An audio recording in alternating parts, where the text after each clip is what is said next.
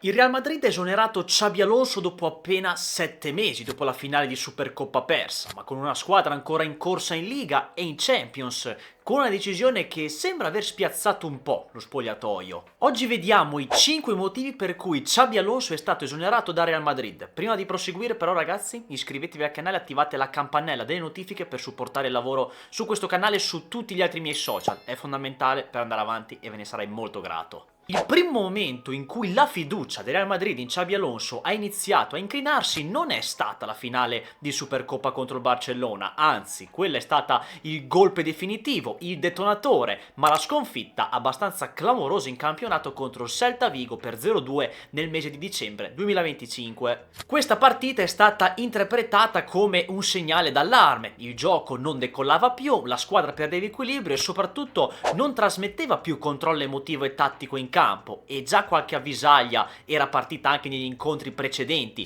di novembre in Liga, come i pareggi fuori casa con il Rayo Vallecano e l'Elche in rimonta, ma soprattutto anche in Champions con la sconfitta ad Anfield contro il Liverpool, che dici va bene dai, lì giochi fuori casa, sei ad Anfield in Champions, perdi 1-0, va bene anche così, tanto è la Face League, il Real anche gli altri anni passati ha avuto qualche intoppo nella Face League per poi iniziare a giocare realmente dopo gli ottavi di finale, quindi quella lì forse è anche passabile. Il futuro cominciava ad essere messo in discussione perché anche la sconfitta per 2-1 in Champions in casa contro il Manchester City ha alzato ancora di più i dubbi, perché si è visto un Real che non ha imposto nulla contro Guardiola, tenendo sì la palla ma non facendo Real Madrid, e se al Bernabeu il pubblico inizia a fischiarti e si ammutolisce a partita in corso vuol dire che non stai soddisfacendo la filosofia del Madrid. Il secondo motivo di questa debacle di Xabi Alonso è una cosa che è passato un po' in secondo piano agli occhi di tutti, di cui ovviamente qua in Italia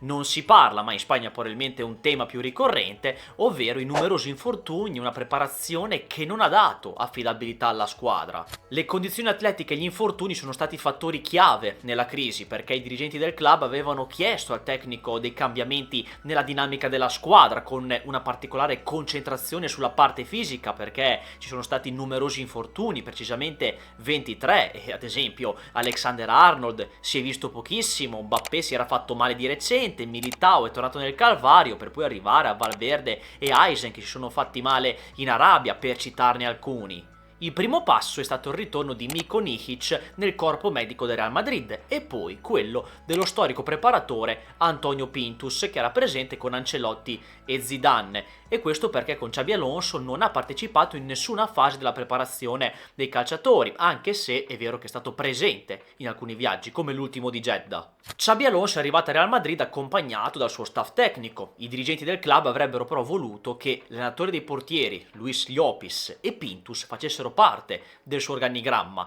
Con il primo non ci sono stati problemi, ma l'allenatore ha ritenuto fondamentale che la preparazione fisica della squadra fosse affidata a Ismael Kamenforte, il preparatore di fiducia di Xabi. Però, dopo il suo esonero a partire dalla nuova era di Arbeloa, Pintus tornerà in pianta stabile nella prima squadra. Il terzo motivo dell'esonero riguarda una non grande fiducia fra Xabi Alonso e il Real Madrid, nel senso che la scintilla non è mai scattata, anche quando vinceva non c'era quella convinzione, quella sicurezza, vinceva ma non convinceva, ecco, non è mai stato brillante, e questo l'ho notato anche io guardando le partite del Real. Io le idee e lo stile di Xabi Alonso in questa squadra non le ho viste, non ho visto miglioramenti dal post Ancelotti, che tra l'altro ha con sé una sorta di maledizione perché è statistico,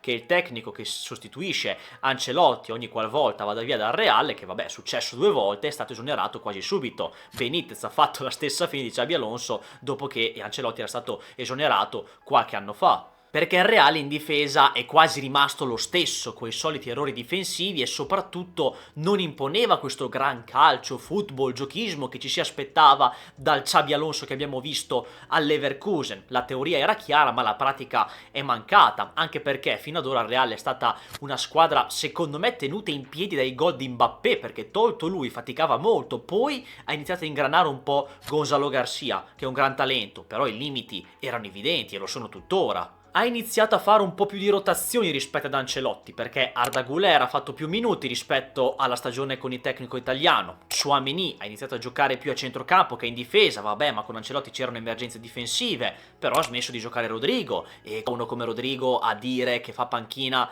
a Real Madrid, va bene, si va in campo in 11 e quindi sicuramente ci sono giocatori che se stanno in panchina vuol dire che ci sono giocatori più forti in campo, ci sono tanti giocatori che hanno il talento e il potenziale di giocare, però fanno pochi minuti. Lo stesso Arda Güler, Mastantuono, Gonzalo Garcia, Hendrik, praticamente lui non si è visto e ha fatto bene ad andare a Lione, ma come dicevo, se non giocano è anche perché ci sono giocatori più forti. A fine video poi torneremo su questo discorso, quando vi darò il mio parere sull'esonero, se sia giusto o no. Poi fatemi sapere anche la vostra nei commenti, che è molto importante. Mentre il quarto motivo riguarda il mercato estivo. Nonostante la rosa sia stellare, abbia fatto innesti dove mancava qualcosa come in difesa con Heisen, Alexander-Arnold e Carreras, Xabi Alonso aveva segnalato al club la necessità di un centrocampista dopo l'addio di Toni Kroos e l'assenza appunto di un vero sostituto naturale nel ruolo. Una delle idee principali di Xabi Alonso sarebbe stata quella di portare Martin Zubimendi dalla Real Sociedad,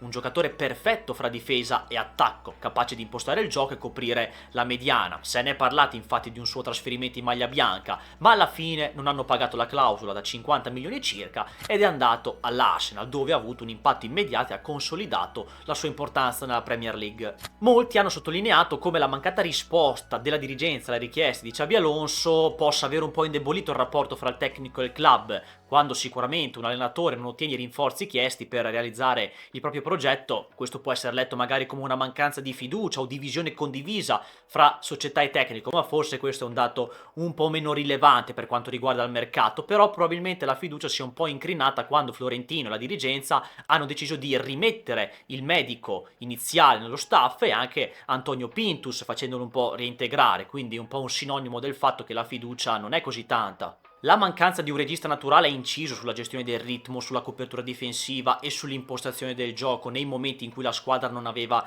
il possesso palla, e quindi questo ha alimentato un po' la sensazione dentro e fuori dal campo che la squadra non fosse ben bilanciata tatticamente e tecnicamente. L'ultimo motivo è quello lampante che abbiamo visto tutti, ovvero la relazione non così idilliaca con Vinicius e poi probabilmente anche con qualche altro elemento nello spogliatoio, ma sicuramente quello che è balzato all'occhio di tutti è che la relazione fra brasiliano e il tecnico non è sbocciata. In più occasioni Vinicius avrebbe manifestato frustrazione per alcune scelte tattiche e per il suo utilizzo in campo, tanto da reagire platealmente alla sostituzione durante il classico contro il Barcellona in campionato, entrando addirittura negli spogliatoi ignorando l'allenatore dopo essere stato sostituito, e quindi questo è stato uno dei segnali più evidenti della crisi di rapporto. Secondo varie ricostruzioni, tra l'altro, l'episodio del classico fece aumentare la tensione e il malumore nel gruppo, con il brasiliano appunto protagonista di un confronto diretto con Xabi Alonso che fu difficile da gestire per lo spogliatoio, tant'è che si parlava dell'addio di Vinicius. Io la pensavo così fino all'esonero, perché Fabrizio Romano, fonte autorevole, santo protettore del calciomercato,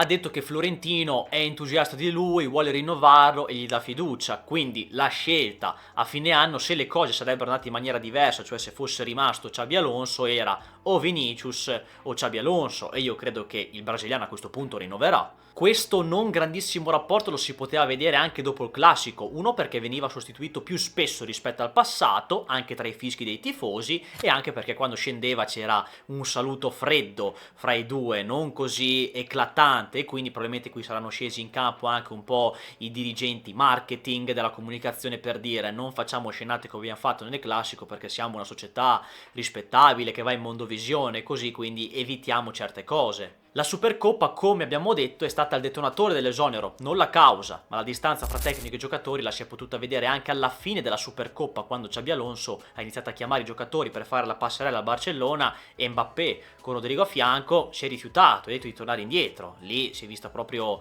quella mancanza di rapporto fra le parti. Dopo l'esonero, un ulteriore segnale della distanza fra l'allenatore e il suo spogliatoio è stato il comportamento dei giocatori sui social, mentre molti dei big del Real, fra cui Mbappé, hanno dedicato messaggi di addio a Xabi Alonso, il silenzio di Vinicius insieme a quello di altri leader come ad esempio Trent Alexander-Arnold e poi successivamente Mastantuono ha attirato l'attenzione dei media sul fatto che il legame personale fra il tecnico e alcuni giocatori fosse debole o inesistente già a partire dalla metà di novembre. In particolare la stampa ha sottolineato che l'assenza di un saluto pubblico di Vinicius, protagonista appunto emotivo del gruppo, è stato interpretato come un simbolo delle tensioni persistenti. Qual è il mio parere? Secondo me è più sbagliato che giusto l'esonero di Xabi Alonso. Sappiamo che a Real Madrid il tempo non esiste, che è una società che si costruisce ma soprattutto vive il presente, e secondo me proprio sulla costruzione di un nuovo ciclo triennale o quadriennale dopo aver vinto con Ancelotti, Xabi Alonso, un allenatore in rampa di lancio, giovane, moderno, che conosce l'ambiente, ha idee, vuole giocare a calcio, era l'uomo giusto secondo me. Al Bayer Leverkusen ha avuto la sua benedizione, ma a Real Madrid non è riuscito a imporre le sue idee. La squadra non ha preso la sua identità e rimaneva in piedi grazie ai singoli perché vinceva sì, ma non convinceva, come ho detto. Ha fallito, ma forse per le sue idee di calcio, al momento, perché in futuro vedremo dell'altro sicuramente, una squadra così stellare che può andare da sola non fa per lui, ad oggi, proprio perché in queste squadre forse servono un po' meno idee e più gestione, ed ecco perché allenatori come Ancelotti, Zidane, oppure anche Allegri, volendo, vincono in questi contesti, perché fanno la differenza sapendo creare una grande armonia nell'ambiente. E tutto il contorno, perché i giocatori poi vanno in campo con una spensieratezza diversa e in questi casi detta proprio terra a terra è come dire andate in campo e fate voi, perché con quei campioni, fenomeni e giocatori stellari forse devi fare un po' meno a livello di gioco e pensare di più alla gestione del gruppo e delle relazioni. Come ho detto prima, secondo me è una scelta più sbagliata, perché va bene, Real Madrid è una società che vuol vincere subito, ma proprio per questo forse era la prima volta in cui si può dire a Real Madrid dai tempo all'allenatore, perché Xabi Alonso, come dicevo, un allenatore in rampa di lancio che ha idee, conosce l'ambiente, secondo me gli si poteva dare più tempo per imprimere la sua impronta. Abbiamo gli esempi in Inghilterra come Klopp o Arteta, a cui a Klopp ad esempio è stato dato tempo con il Liverpool e ha vinto, se no sarebbe dovuto essere mandato via subito. Arteta all'Arsenal gli sta dando tempo e quindi questo un po' lo stiamo vedendo. Quindi secondo me questa volta il Real poteva dare un po' più di tempo a Xabi Alonso per mettere quelle sue idee che abbiamo visto al Bayer Leverkusen molto interessanti. Però vi ho detto, secondo me Xabi Alonso era l'uomo giusto per iniziare un nuovo ciclo che magari non è vittorioso subito ma che magari nel lungo periodo poteva portare a buoni risultati, però non è stato così. Fatemi sapere la vostra ragazzi nei commenti se per voi è giusto o sbagliato l'esonero di Xabi o se magari volete aggiungere qualcosa, perché il vostro parere è sempre fondamentale per il canale. E dunque, per non perdere i prossimi video iscrivetevi e attivate la campanella delle notifiche perché ci vediamo presto.